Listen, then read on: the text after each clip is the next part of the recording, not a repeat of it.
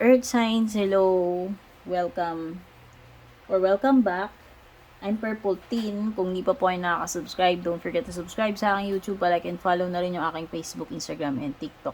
Send lang po kayo ng private message sa aking FB page kung gusto niyo mag-book or mag-inquire about personal readings. About free readings naman, ginagawa ko po yan kapag nagla-livestream ako sa FB, YouTube, TikTok. So, abang-abang na lang kayo ng announcement sa aking FB page. So, yan. Earth signs, ito yung magiging guide mo. So, kung ano yung meron or paparating sa iyo, itong susunod na 7 days. Kunin muna natin yung overall energy ninyo, Taurus, Virgo, Capricorn.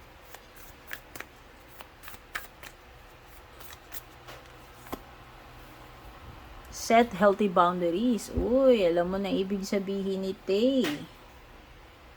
No? Maglagay ng limitations, ng boundaries doon sa mga tao na hindi nagre-respect ng iyong privacy or boundary. Maintain healthy boundaries. Take note, healthy boundaries naman yung sinasuggest ko dito. Hindi lang yung basta gumawa ka na lang ng pader dyan ng boundary mo kasi hoda. Okay? So, ayan. Ito yung mga may mga umaabuso, lumalagpas doon sa dapat na hanggang doon lang sila. So, it's necessary na gagawa tayo ng healthy boundaries para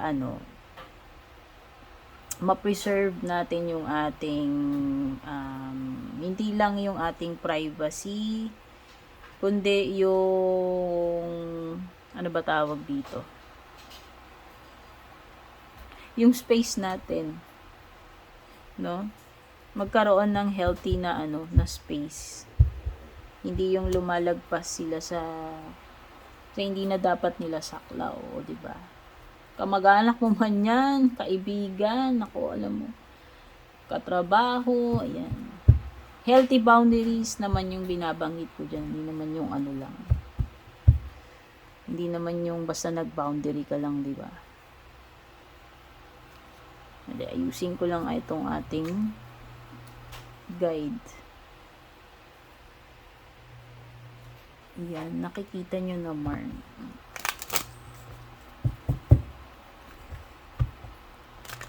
Baka kasi mayroong mga sumusobra dyan. No?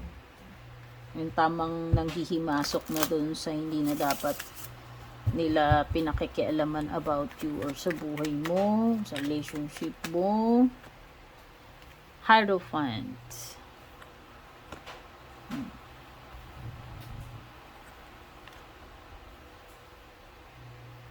Make sure na ito, to maintain kung ano din itong mga values, no?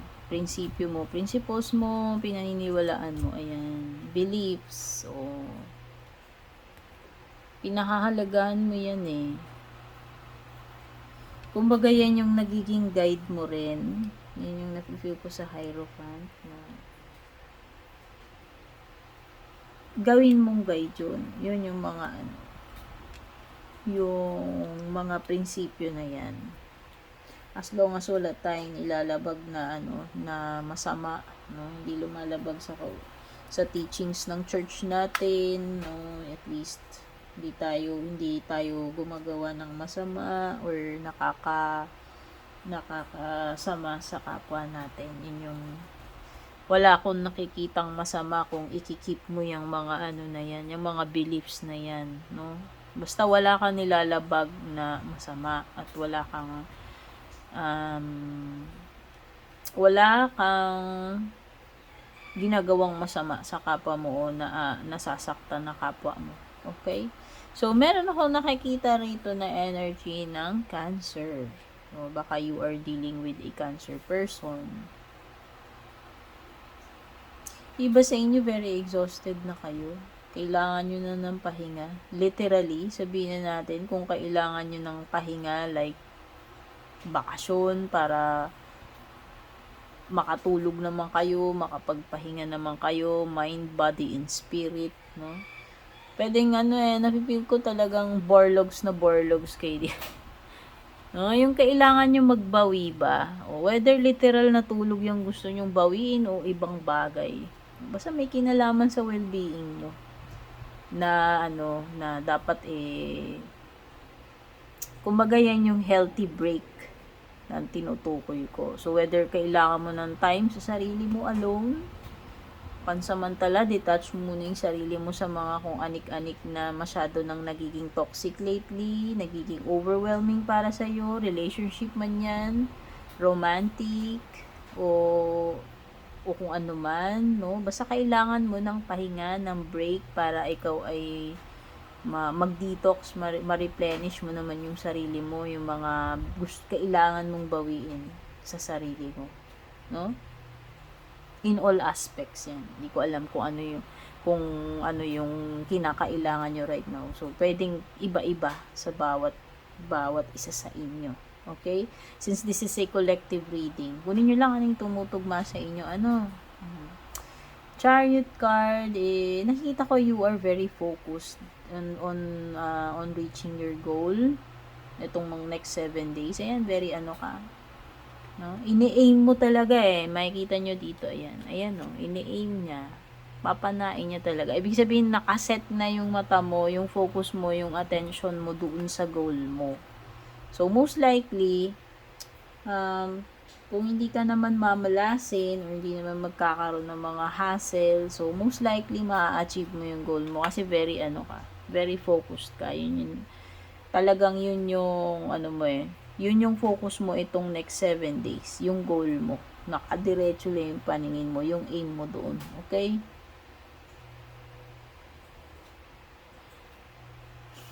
Ten of Pentacles. So, this is a time for, something about family. So, pwedeng may mga family affairs. Maglalaan kayo ng oras sa family ninyo. Pwedeng reunion, gathering, di ko alam, meron bang birthday, okasyon, o kahit wala naman, basta parang lang yung magkakaroon ng time na mag-banding, magkasama-sama yung family, no?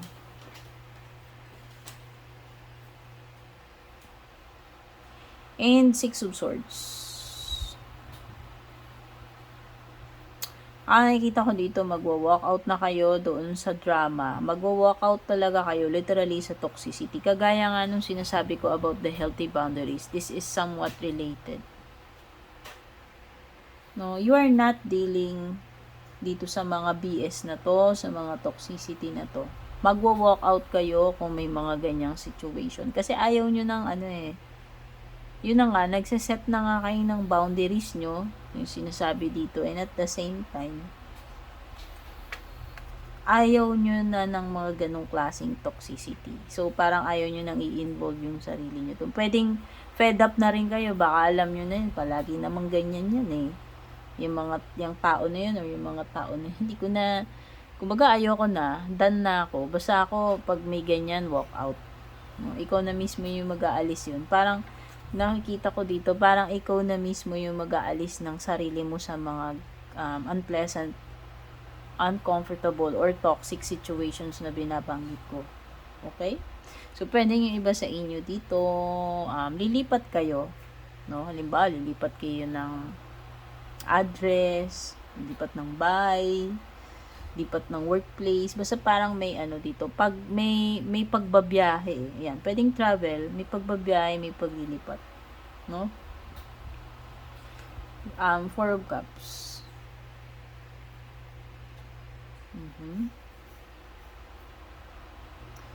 Yung iba sa inyo, hindi kayo masaya sa hindi ko alam, ano ba to ginagawa nyo ngayon? Meron ba kayong current na pinagkakaabalahan sa sarili nyo man yan, o may kinalaman sa career nyo, sa negosyo nyo, sa relationships nyo sa iba, romantic or hindi. Pero parang hindi kayo ganun ka-happy or contented sa current na progress or current na situation netong yung kinaroroonan nyo, whether relationship nyan, yung ginagawa nyo, workplace nyo, o kung ano man. Ayan. nafe-feel nyo na parang may kulang dito or may mali or parang basta parang hindi kayo ganun ka convinced or hindi kayo ganun ka kontento, no? In short, hindi kayo ganun ka happy. Okay. Yung sinabi ko kanina. So, tignan na natin yung love life ninyo itong next 7 days, Taurus, Virgo, Capricorn, Earth signs.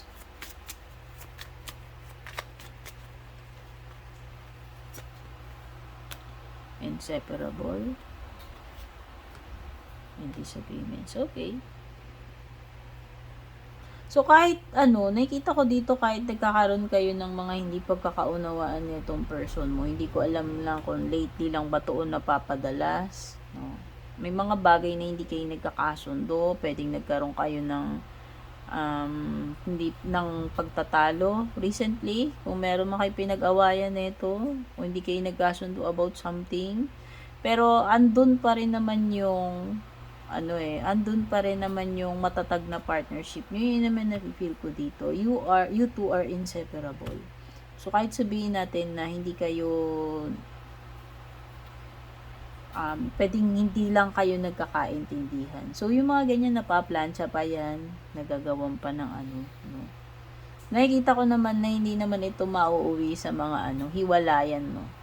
Okay, nakikita ko na ganun katatag yung samahan ninyo. At kung magkakaroon man kayo ng mga alitan, tampuhan, gap, or problems itong next 7 days, sa tingin ko maayos at maayos nyo naman yan. Okay? Kasi ayaw nyo rin naman na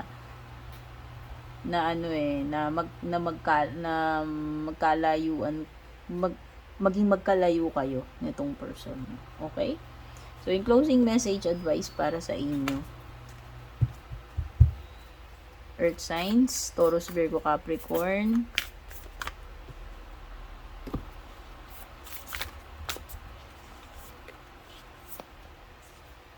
Time to heal. Okay, ayan. Ito yung sinasabi nito kanina pa. Time to heal.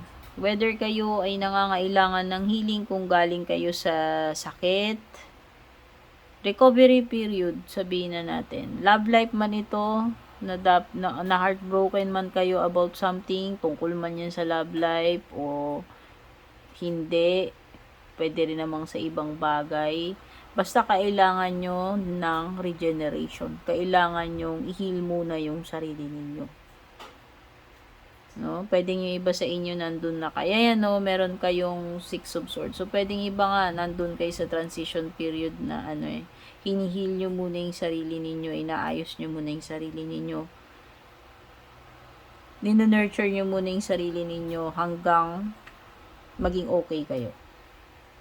Okay? So, ibig sabihin lang neto, this is a time na mag-i-improve na yung sitwasyon mo kasi nandun na yung healing. Sabihin na natin, kakasimula mo pa lang dyan sa healing na yan, nasa process ka or almost 100% na. Ang importante, andun ka na sa path ng ng pagiging better, ng healing, ng improvement. Okay, Earth signs, thank you so much for being here. Don't forget to like and share. A blessed Merry Christmas and a Happy New Year sa inyo. Kita-kits sa ating next reading.